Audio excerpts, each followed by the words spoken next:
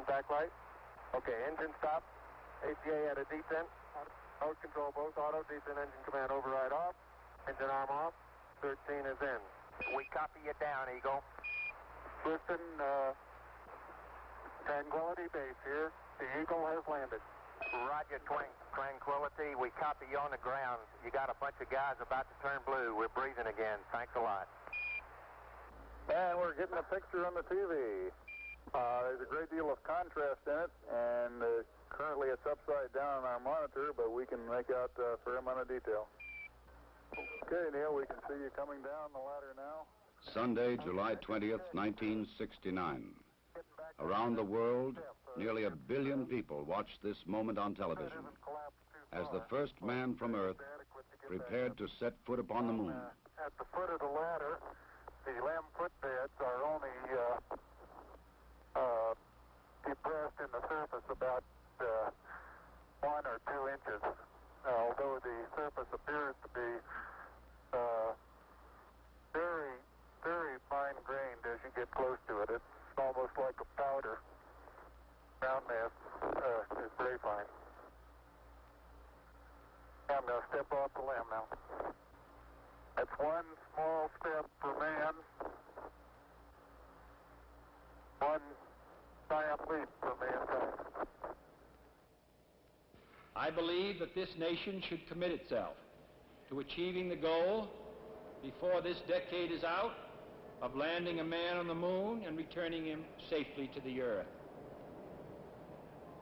All that we have accomplished in space, all that we may accomplish in days and years to come, we stand ready to share for the benefit of all mankind.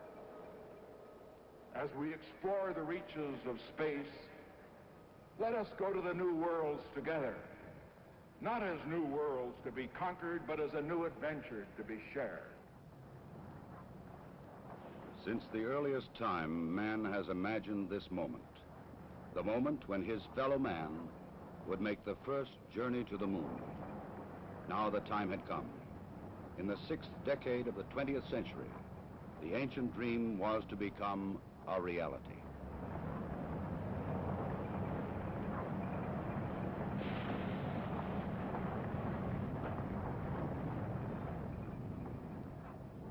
The flight of Apollo 11 was the culmination of many years of planning, working, building, and testing.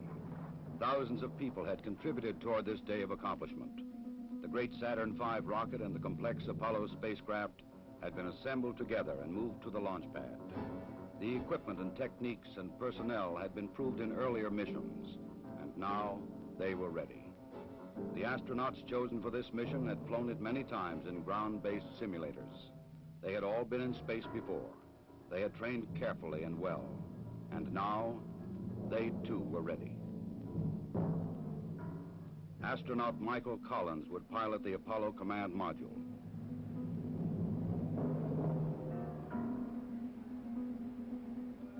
Astronaut Edwin Aldrin, Jr. would pilot the lunar module.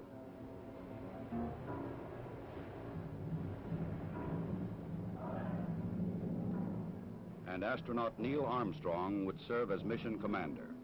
Armstrong would be the first man to step upon the moon.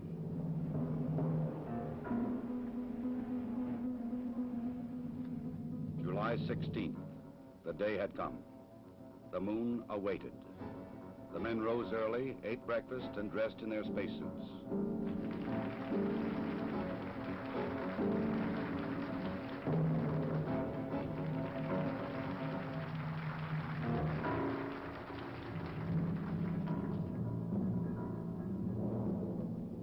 Other astronauts had made this journey to the launch pad, but never with such anticipation.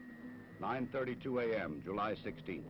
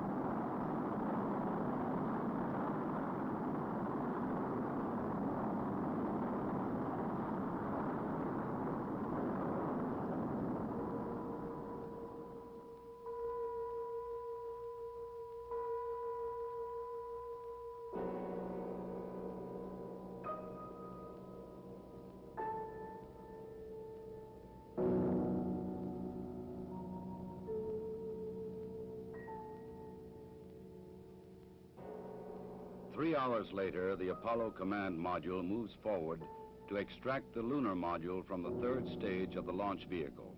Both are moving at more than 17,000 miles an hour. Docked together, they will sail 250,000 miles across the sea of space and into orbit around the Earth's nearest neighbor. Oh, loud and clear now, Mike, and we understand that you are docked. During the 3-day journey to the moon, the astronauts kept busy. Checklists, navigation and observation, housekeeping.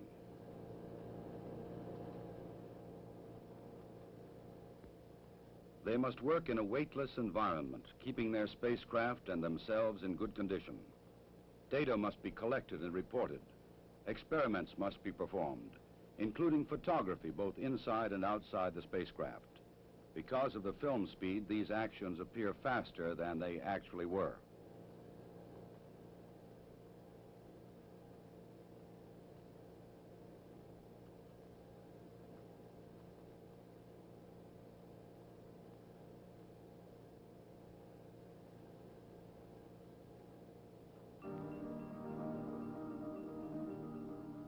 July 19th.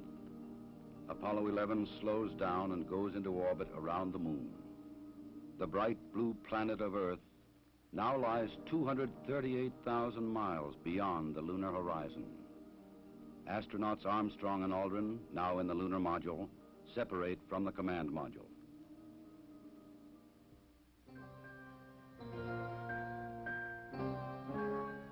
Astronaut Collins remains behind.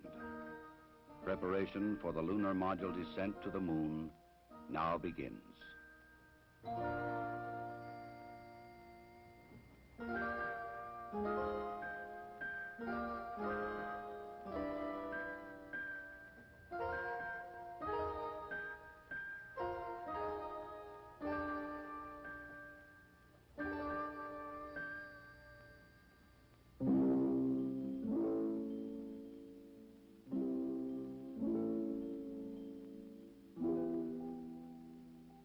The command module assumes the new name, Columbia.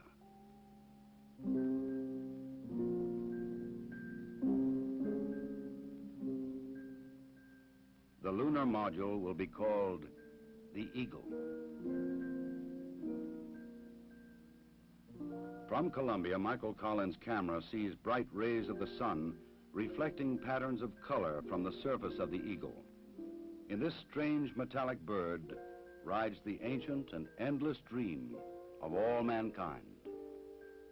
The command pilot can see detail which his camera cannot record. The 4 landing pads of the lunar module are fully extended and locked in place. The Eagle is poised and prepared for its descent to the lunar surface.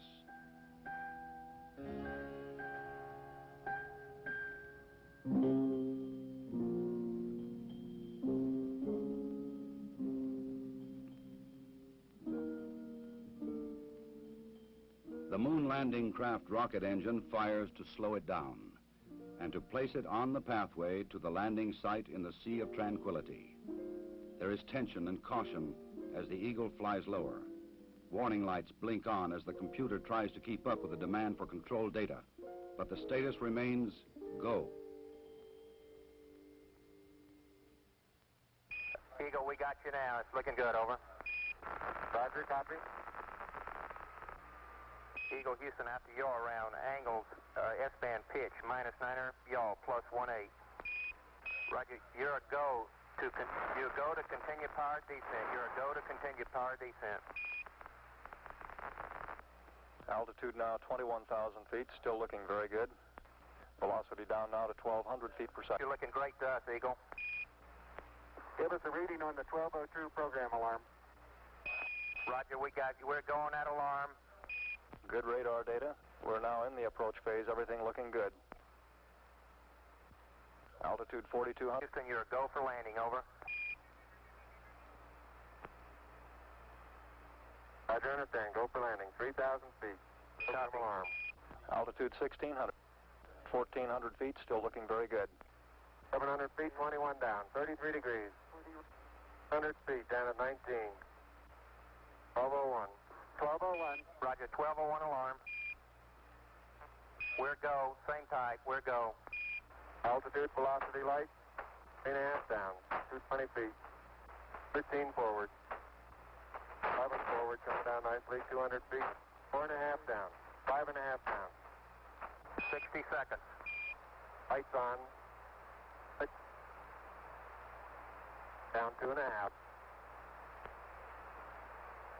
Forward. Forward.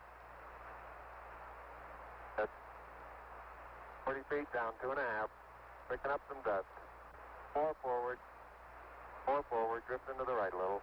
That's 8. Contact light. Okay, engine stop. We copy you down, Eagle. Tranquility Base here. The Eagle has landed.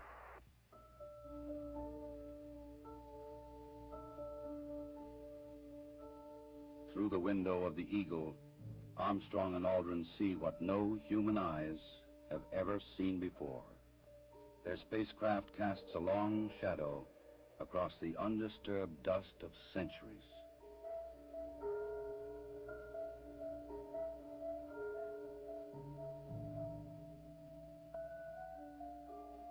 Seven hours after landing, after careful preparations for later ascent were completed, Armstrong opens the Eagle hatch and begins his climb down to the surface.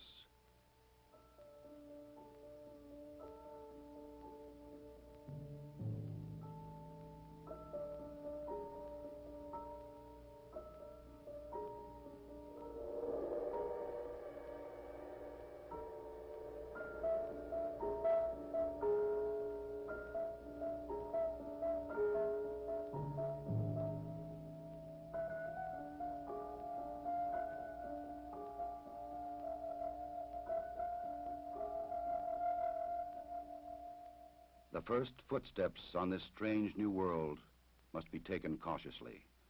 The moon has only 1/6 the gravity of Earth. The nature of its surface was still unknown. I'm going to step off the limb now. That's one small step for man. One giant leap for mankind.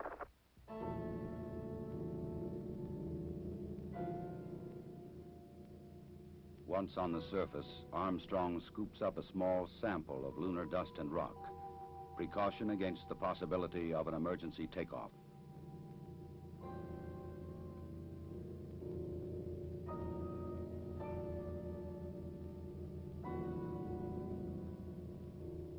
According to plan, astronaut Aldrin now descends from the Eagle. He and his equipment would weigh 383 pounds on Earth. Here, they weigh about 66 pounds.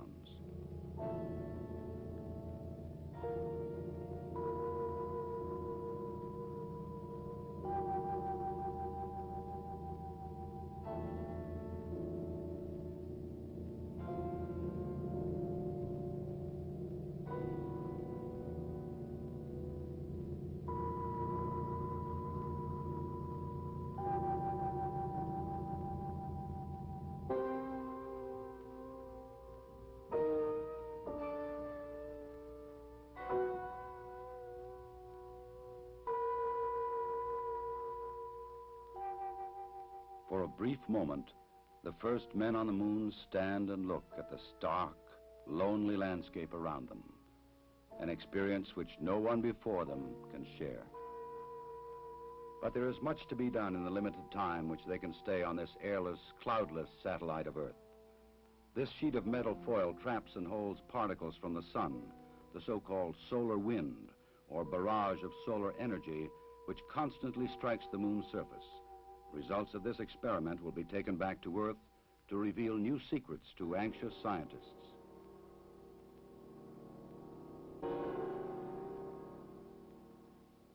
An American flag is left behind on the moon, together with medals honoring American and Soviet spacemen who lost their lives in earlier space tests, and a small disc carrying messages of goodwill from 73 nations on Earth.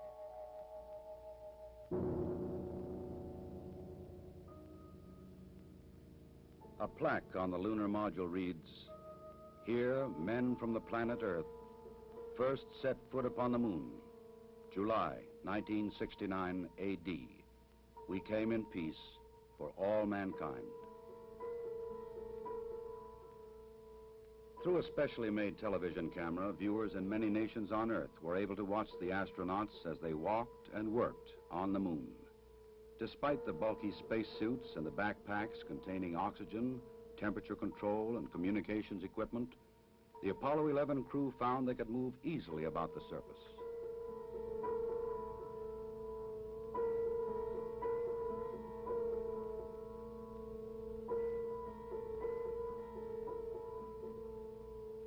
Because there is no wind or rain on the moon, these footprints will remain for centuries.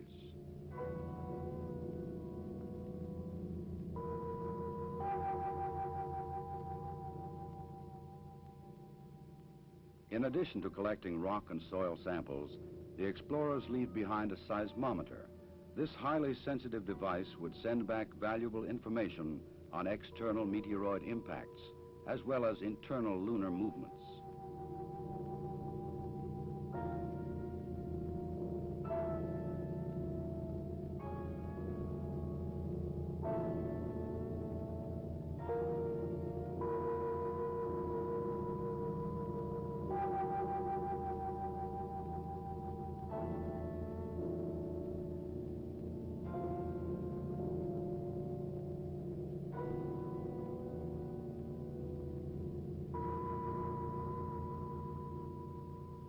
A 100-prism laser reflector would help man to measure the exact distance from Earth to Moon to an accuracy of 6 inches.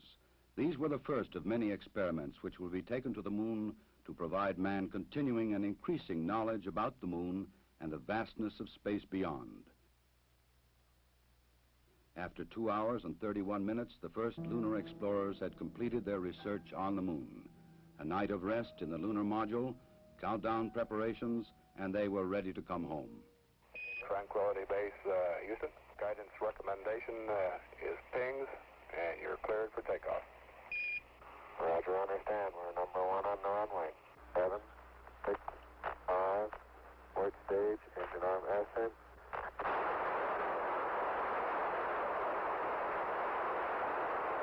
Beautiful. Very smooth. Very quiet ride. There's that one crater on there.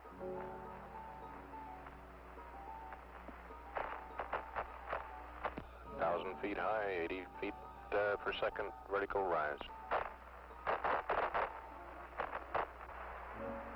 Eagle Houston, you're looking good at 2. Ping, zags, and midspin all agree. And then right down US 1. Eagle Houston, going right down the track. Everything's great.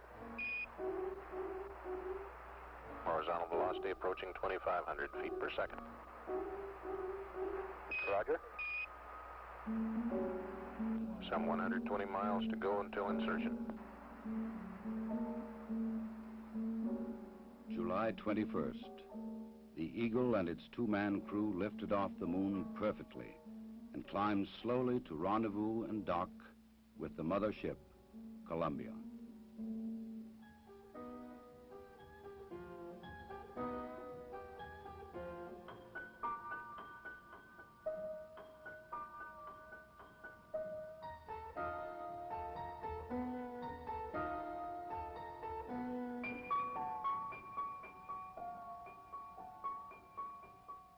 While Armstrong and Aldrin explored the Moon, astronaut Collins had kept a long and lonely vigil in the Columbia.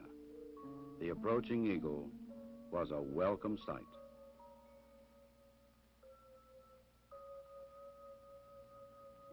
Later, the 3 men would share their reflections on this adventure with the world.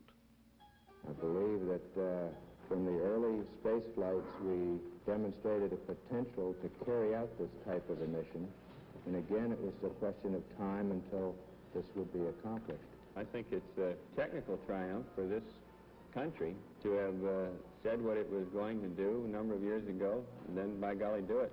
The relative ease with which we were able to carry out our mission, which, of course, came after a very efficient and a logical sequence of flights, I think that this demonstrated that we were certainly on the right track when we took this commitment to go to the moon.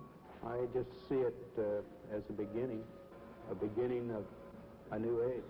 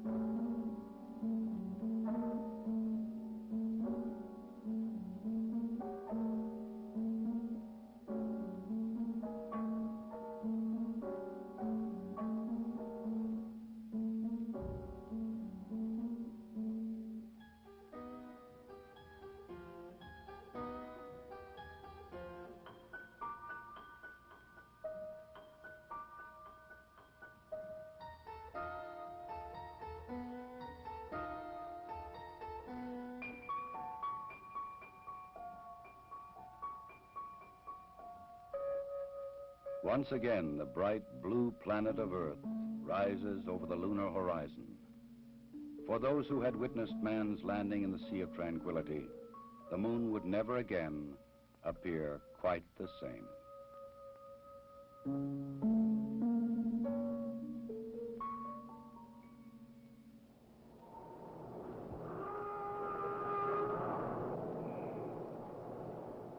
July 24th, dawn in the Pacific.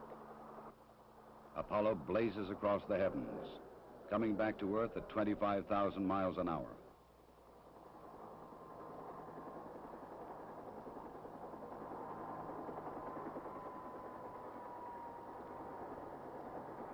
President Richard Nixon, who had talked with the astronauts by telephone while they were on the moon, was waiting aboard the recovery carrier to welcome the returning voyagers.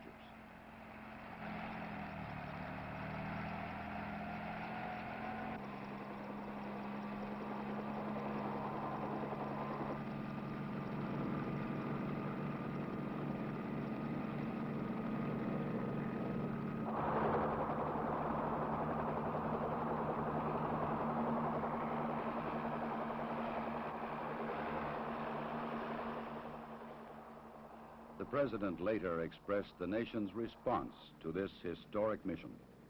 Some way, when those two Americans stepped on the moon, the people of this world were brought closer together. That it is that spirit, the spirit of Apollo, that America can now help to bring to our relations with other nations. The spirit of Apollo transcends geographical barriers and political differences. It can bring the people of the world together in peace. To protect against any possible lunar contamination, the astronauts put on airtight special garments before coming aboard the rescue ship.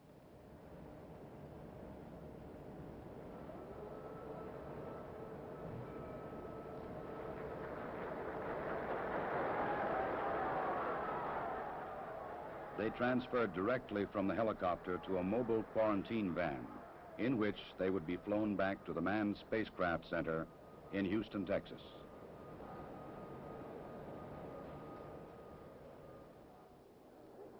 July 27th. The journey was ended. They were home again.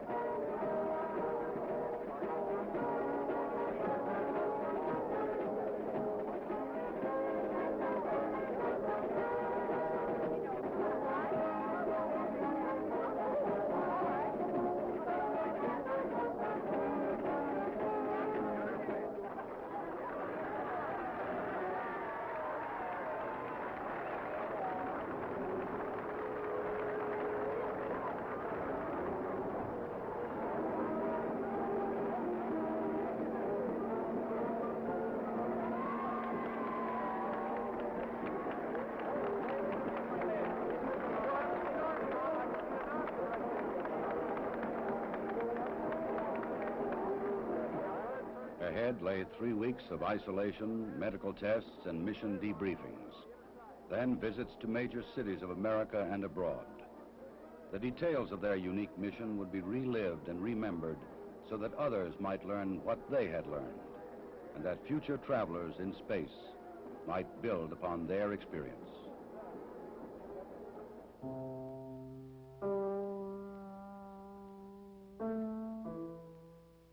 The rock and soil samples brought back would be examined and analyzed by scientists in many lands.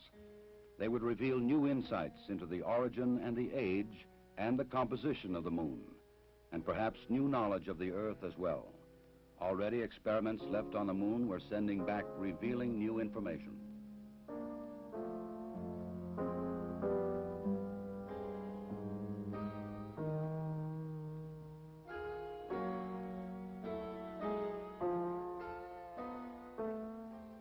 The mission was successfully completed.